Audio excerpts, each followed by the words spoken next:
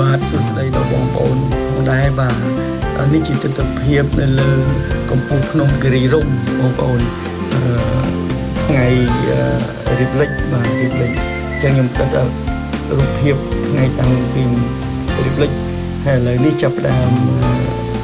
រៀបលិចបដាហើយខ្ញុំមើលឃើញទស្សនវិជ្ជានេះគឺថាស្រស់ស្អាតមែនទែនហើយមានភ្នំជាច្រើនមានព្រៃឈើជាច្រើនហើយខ្យល់ក៏បក់មកប៉ះកាយយ៉ាខ្ញុំហ្នឹងគឺថាត្រជាក់តែម្ដងបងប្អូននៅលើកំពង់ភ្នំនេះពិតជាស្រស់ស្អាតមែនទែនបងប្អូននៅលើកន្លែង resort រំដួល resort បងប្អូនមួយចំនួនក៏បានអញ្ជើញមកដល់ហើយបងប្អូនមួយចំនួនទៀតគាត់អត់ទាន់បានអញ្ជើញមកលេងអញ្ចឹងសូមមកអញ្ជើញមកលេងទាំងអស់គ្នាបងប្អូននេះគឺទស្សនវិជ្ជាថ្ងៃរៀបលិចបាទពេលដែលយើងមើលពីកំពូលភ្នំហ្នឹងទៅបងខ្លះក៏គាត់ឡើងទៅលើចំណែកខ្ញុំឈរនៅជាន់ក្រោមទេអញ្ចឹងយើងមើលឃើញភ្នំជាច្រើនបាទរាប់សិបភ្នំបាទហើយមានព្រៃឈើមានខ្យល់បក់រវិចហើយសំឡេង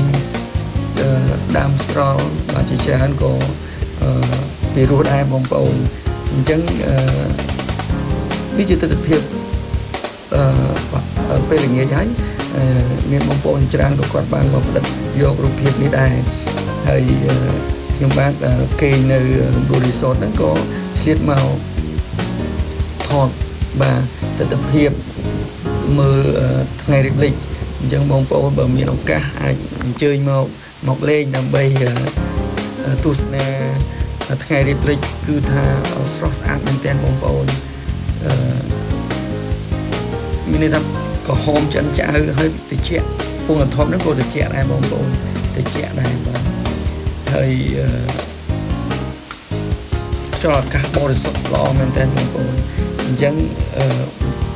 បងប្អូនមានឱកាសមកលេងទាំងអស់គ្នាទស្សនវិជ្ជាពិតជាស្អាតមែនទែន